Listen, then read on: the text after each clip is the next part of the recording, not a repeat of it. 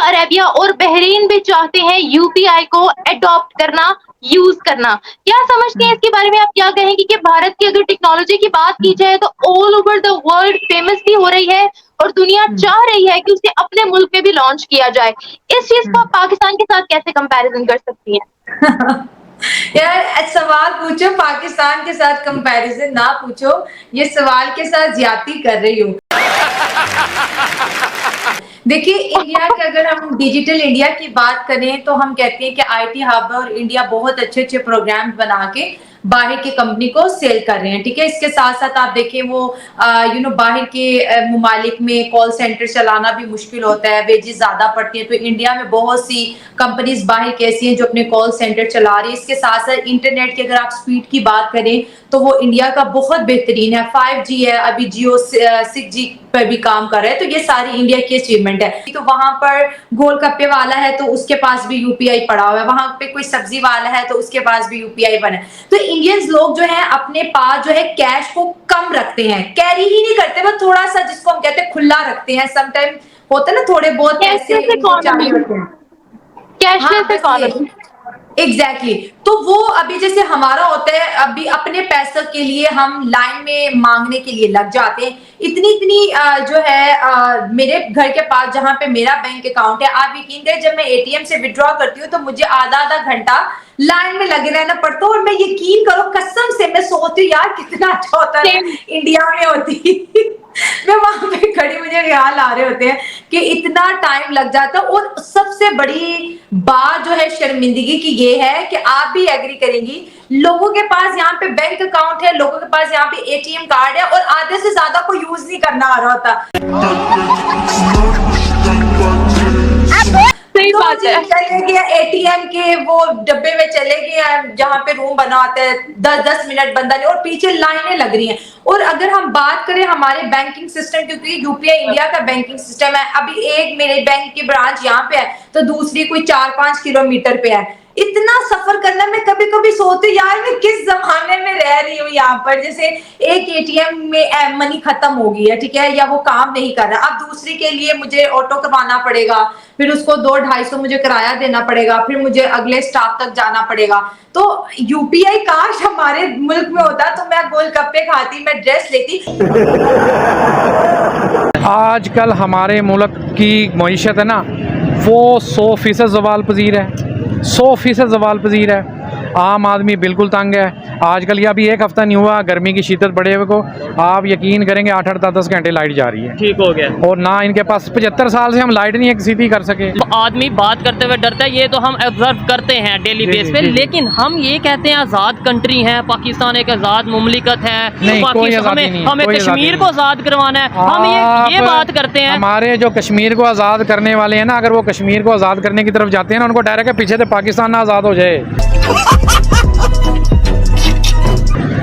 अब इशू ये है कि आप उनको अपना कंपटीटर कैसे मान रहे हैं इंडिया को। ठीक है। आप तो जो नीचे वाले मुल्क हैं उनमें भी टॉप 10 में भी नहीं है, आप तो सबसे नीचे हैं। अब देखें ना IMF आपकी 10 महीने से लकीरें निकलवा रहा है, नहीं वो बकायदा लकीरें निकलवा रहा है, अब ये लेके आओ, अब ऐसे करो, अब नाच के दिखाओ, अब ये हर काम कर रहे हैं उसके मुताबिक, मगर वो फिर भी आपकी बात नहीं मान रहे। कोई दोस्त मुल्क आपकी बात मानने को तैयार नहीं। सऊदीया, दुबई, कुवैत, ये तुर्की, कतर, 1 टका नहीं आपको दिया। आपने कितने दौरे किए, अरबों रुपए लगा दिए दौरों पे और 1 टका आप वहां से नहीं ले। IMF से भी मिलेगा, वो भी 50-50। शुक्र है IMF इनको नहीं दे रहा, या तो कोई दोस्त मुल्क नहीं दे रहा कि भाई आप पे हमें एतमाद नहीं है। इनको फिर नहीं समझ आ रही कि इनको रोज लितर पड़ रहे हैं, इनको रोजाना की बुनियाद पे लितर पड़ रहे हैं। अच्छा फिर नहीं इनको शर्म आ रही। अच्छा सियासतदानों को भी शर्म नहीं आ रही कि हर टन्योर में गंदे, हर बारी में हम गंदे होते हैं, बाकायदा जलील होते हैं। लेकिन उन्हें पता है आपस में पैसा तो आ रहा है ना, पैसा, बस यही तो बात है ना। वो कंजरियों वाला साहब है ना, वो कंजरी वाला तवाइफ को नचाएं सारी रात बगैर कपड़ों के नचाएं और वो जनाब पैसे दें उसको बस।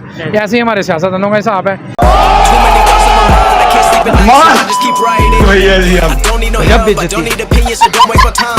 कि इनको बस पैसा चाहिए। हमें इवन सऊदीया, दुबई, कुवैत इनकी भी बात नहीं माननी चाहिए, ये भी हमारा नजायज़ इस्तेमाल करते हैं। अब दुबई ने इतने शानदार किस्म के लग्जरी स्टेडियम बना लिए हैं, हमारी क्रिकेट उसने बिल्कुल तबाह कर दी है। हमारे सियासतदान ये सोचते ही नहीं है। हमारा हर मैच होता है चलो जी दुबई, हम हिंदू मुस्लिम करते रहते हैं, दुबई में मंदिर बन रहे हैं, सऊदीया में मंदिर। दुबई ने आपको बहुत ज्यादा डिग्रेड कर दिया है। दुबई ने आपके साथ वो किया जो इंडिया भी नहीं कर रहा आपके साथ। ठीक है। सारी क्रिकेट उठा के ले गया, सारी मईशत उठा के ले गया, पढ़े लिखे नौजवान सारे चले गए यहाँ से, कंप्यूटर इंजीनियर, सॉफ्टवेयर इंजीनियर, फलां फलां बड़े बिजनेसमैन सारे वहाँ प्लाजे ले लिए, बिजनेस कर रहे हैं। वो आपको पैकेज देता है, बोनस देता है, आप वहाँ जा रहे हैं। देखिए ना, मुझे कोई पैकेज देगा तो बोनस देगा, मैं तो अट्रैक्ट हूँ। मैं उससे बढ़ के आज सुबह की जो मेरी खबर थी वो यूपीआई के बारे में थी, जो उनका इलेक्ट्रॉनिक सिस्टम है कि सऊदी अरेबिया और बहरीन जो है वो भी यूपीआई सिस्टम को जो है वो अडॉप्ट करना चाहते हैं, जिसको यूनाइटेड पेमेंट इंटरफेस कहते हैं। मैं हैरान हूं, यूरोप अमेरिका सबको मिलाकर इलेक्ट्रॉनिक उनकी ट्रांजेक्शंस जो है उनको वो सरपास कर चुके हैं। यूपीआई ट्रांजेक्शन $1.5 ट्रिलियन ईयर उनकी ट्रांजेक्शंस हो रही, तो अब कौन उनको मैच कर पाएगा? कैशलेस सोसाइटी बन चुकी है बहुत पुराने अरसे में। अब उनके पार्ट और दूसरी चीजें भारत से वापस लेकर वो तो भी उनका कबाड़ में बिक रहा है। उनके तो पता नहीं बुडला कैसी है उनकी, जलवा है हमारा। मेरे फादर है, अक्सर मैं ब्लॉग में कहती हूँ बीमार है, आजकल भी उनकी तबीयत कुछ सेट नहीं है। मैं कहती हूँ डॉक्टर के पास चले जाए, 2 महीने हो गए, आप दवाई नहीं खाएंगे, मैं आपको घर में कैसे दवाई ला के दे सकती हूँ? वो कहते बेटा रोड इतनी टूटी है, मेरा हौसला नहीं पड़ा कि मैं जाऊँ, हौसला नहीं पड़ा कि मैं जाऊं, इतनी रोड टूटी फूटी, इतनी जैम, इतना ट्रैफिक है। तो खुदारा मैं इनसे ये कहूंगी, आप आपस की जंगें बाद में कर लीजिएगा, मुल्क को थोड़ा सुधारे। 4-5 दिन पहले की बात है, ये हर पाकिस्तानी का गम है, ये नहीं कि मैं मीडिया पे आ गई हूँ। और मैं बैठी, मैंने बाहर देखा, मैं लोकल ट्रांसपोर्ट पे थी, निमरा हर तरफ गंदगी के ढेर, बदबू इतनी बुरी कि बंदा कहता है कि मैं टिश्यू पेपर का पूरा वो रोल भी अपने नाक को लगा लूं। ये शहर का हाल है जिसको हम लाहौर कहते हैं, और लोग कहते हैं जिन्हें लाहौर नहीं वेख्या जमिया नहीं। मैं कहता जमना नहीं, जिन्हें लाहौर वेख्या मार के ही जाएगा। तो इतनी बदबू, मैं कहती हूँ अगर कायदे आज़म 1947 में उठ के आ जाए, वो कहते हैं पाकिस्तानी हो, ये कि इससे सुथरा पाकिस्तान तो मैं 1947 में दे के गया था। हम बात करते हैं इस वक्त इंडिया की, तो इंडिया ने ब्रह्मोस मिसाइल को लॉन्च किया है रशिया की मदद से, और उसको बेचा है फिलीपाइंस और वियतनाम। अब ये दोनों कंट्रीज इंडिया को काफ़ी भारी रकम दे रही हैं, और इंडिया की जो इकोनॉमी है, मईशत है, वो आगे जाने वाली है। क्या कहना चाहते हैं कि इंडिया दिन ब दिन इतना आगे कैसे जा रहा है, और उसका डिफेंस दिफाई निज़ाम भी बड़ा मजबूत हो रहा है? ये देखें ना, ये तो उनके इत्तेफाक के और उनके इख्तलाफात की बात है कि उनके आपस के अंदर वो उन्होंने डिसाइड किया हुआ। और उधर की हुकूमत की बात करें तो हुक्मरान है, उन हुक्मरानों को शर्म नहीं आती, क्योंकि उन्होंने मुसलमानों के साथ दुश्मनी की हुई, तो उनको ज़ाहिर बात है तरक्की तो होनी है। कौन है ये लोग, कहाँ से आते हैं? हमारा मुल्क पाकिस्तान की अगर बात करें तो अल्लाह की तरफ से हमें एटमी ताकत है, और उसके अलावा दुनिया के अंदर सबसे ताकतवर हम ही है, क्योंकि हमारे पास कलमे की ताकत है।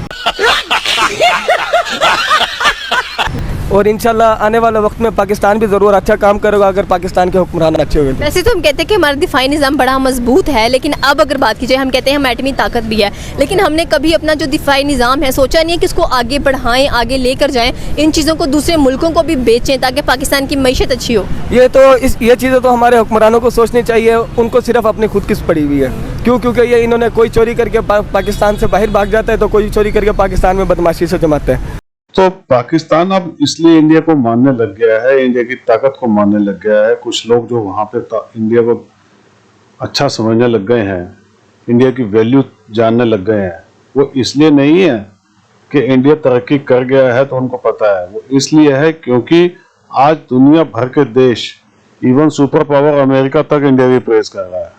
इंडिया की जो कामयाबियां हैं उनको गिन रहा है और दुनिया को बता रहा है, इसलिए पाकिस्तान प्रेज करने पर मजबूर हो गया है। अदरवाइज ये कभी इंडिया की तारीफ नहीं करते। दोस्तों, वीडियो कैसी लगी कमेंट्स में जरूर बताइएगा, चैनल को लाइक और सब्सक्राइब जरूर कीजिएगा। Thank you very much.